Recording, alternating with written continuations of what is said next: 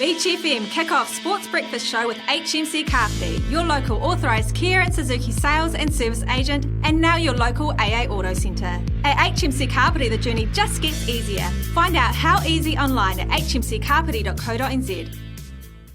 You're back on the Kick-Off Sports Breakfast Show on Beach FM 106.3. Let's welcome back to the show our good friend from Basketball New Zealand. He's the General Manager. It's Justin Nelson. G'day, Justin. Very good morning. Actually, back in town, back in the hometown of Wellington now after a long journey away up in Auckland. So it's good to be back. I'm glad you bring up that long journey because that was my first question. We haven't caught up since before the grand final, and what a grand final it was. So, mate, what were your takeaways? How was the feedback?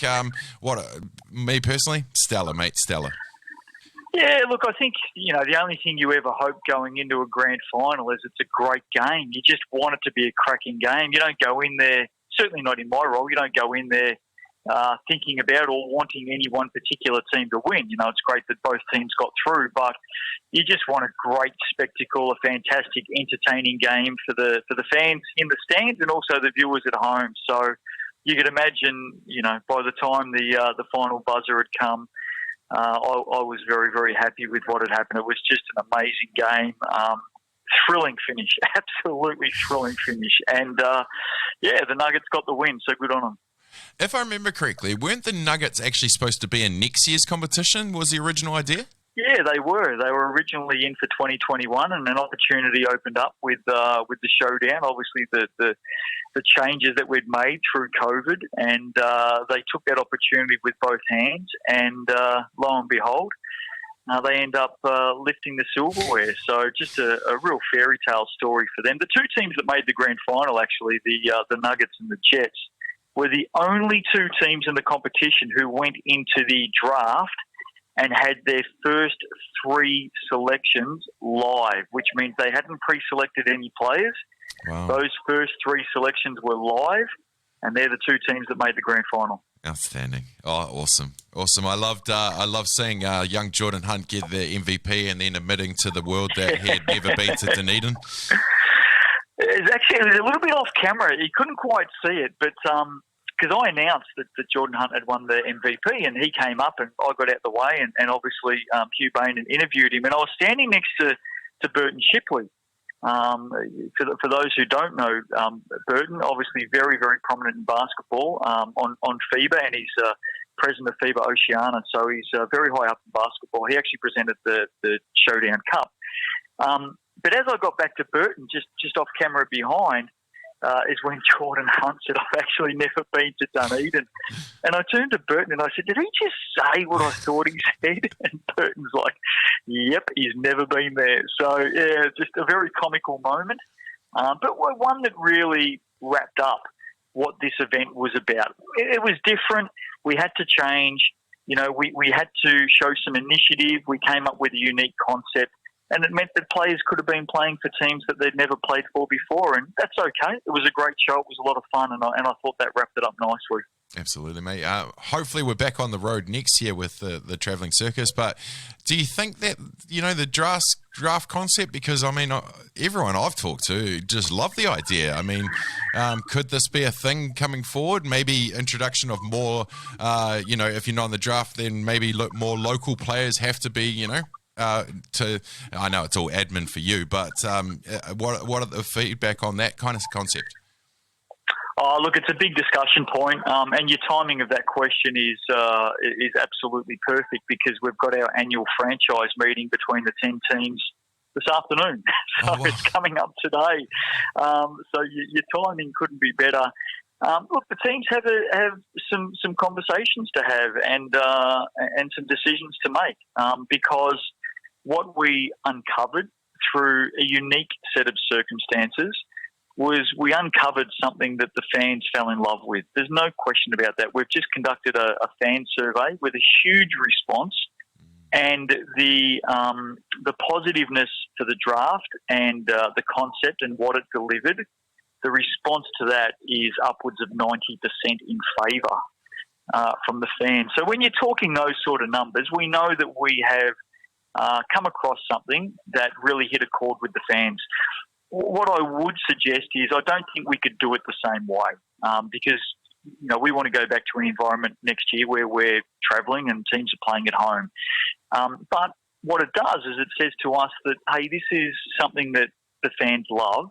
It's something that they really enjoyed. Is there an element of it that we can use going forward? And that's something that the teams, no doubt, will be discussing later today.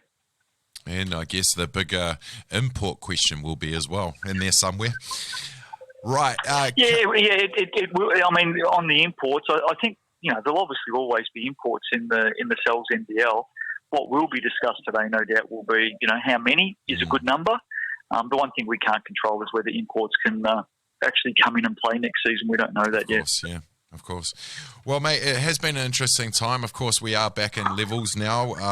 And I know that you guys were working on the 3-on-3, which has just taken a pause or postponed to a later date. But the big news this week, and I know it's one of the questions that I kept on asking you throughout, the women's NBL is all set for 2020. Yeah, it is, and I'm really excited about this. It's something that we've been working on for quite some time. In our previous conversations, we spoke about it a fair bit. We definitely wanted to have this competition back up and running in 2020. We probably would have announced it a month ago, to be fair, but obviously the outbreak in Auckland just put everything on hold for the moment. But we're really happy to come out and announce the Cells NBL 18 in 18. So 18 games in 18 days. There'll be a game every night live on Sky Sport, 6 teams. It's going to be a lot of fun. It'll be fast and furious. There's no doubt about that. And it all starts November 19, grand final December 6. So a lot of fun coming up and great to have these very, very elite, exciting athletes back on court. Mate, you guys have done the concept of condensed this year very, very well. Is the 18 and 18, is it 18 games in 18 days because of what's going on at the moment? Is that the kind of concept that you would have originally thought to have? Yeah, a little bit. It's about mitigating risk, and I think we did that successfully with the men's showdown. So it's something that we learnt and took on board with this competition. Mitigate risk, put on a really good show, have it in the one spot. Again, it's a changed year. It's a different circumstance, and I think everybody's now come to grips with that. Yeah. I think some may have struggled early on, with the fact that we had to change and we had a little bit of up and down in putting the men's showdown on. But I think people have come to grips with the need for change now. And this is just another part of that. Do we want to go back to home and away? Of course we do. And that's our plan for 2021. But right now, we want to get women's basketball on TV every night for 18 nights straight so the fans can sit at home and watch it. And importantly, all the young girls out there who play basketball, who dream big, who want to play in the NBL, who want to play for the Tall Ferns and who want to travel the world playing basketball, they get to watch it on TV and they get to see their heroes and superstars as well. That's awesome, mate, because the girls' basketball, especially in competitions around college and intermediate grades, the numbers are really growing, especially around our region. Oh, no doubt. And, I keep saying this, New Zealand is very, very good at basketball. I've only been here a couple of years and I am nothing, other than impressed, really impressed with how good New Zealand is on the international stage. I never take anything away from other sports. New Zealand's good in a number of sports. And in a number of those sports, there's not as many countries who participate at the elite level. In basketball, there's 200 countries that participate at the elite level. And New Zealand is very, very... Our Tall Ferns and Tall Blacks, I'm telling you now, we should be, dipping our lid to them. What they do on the international stage, all of those elite level players is quite amazing. Oh, I'm always tipping the cap to them, definitely. Mate, I always appreciate the catch-ups. Any excuse to talk basketball, to be honest with you. I'm guessing you're enjoying the NBA playoffs at the moment? Yeah, look, it's great to sit back and watch what they're doing. They're in that bubble, that hub model as well, and they're putting on a really good show, as you would expect. It's getting to the pointy end. Haven't had too much of a chance to relax, though. We've got the Chic 3x3 Cup coming up November 12 to 14, and then, of course, we've got the 18 in 18 starting on November 19. So we've got a fair bit on our plate, but, the NBA, who's going to win it all? Who knows? Who knows? The way that everything's, it's so close at the moment, who knows? But, of course, I'd love to see LBJ go 3 teams with 3 championships. That's just me personally. Good on you. No, it's a lot of fun. Awesome to catch up. Just throwing it out there. I know you haven't got a venue in mind yet for the women's, but, this region would love to have it, and you'd be able to stay home. Well, Wellington is one of the regions that we're looking at quite seriously. I can tell you now, I'd love to run the 18 in 18 here in Wellington. It's a very passionate basketball city. Hasn't had basketball here for a little while now, if you think through 2020. So, look, I'm in favour of it. There's no doubt. There's some people that we need to talk to in high places. And I look forward to those conversations in the next couple of weeks. But look, Wellington is a serious consideration at the moment. Awesome, mate. Well, Justin, thank you so much for your time. Go well. Keep up the great work. We'll catch up soon. Hey, good on you. Appreciate it as always. Thank you.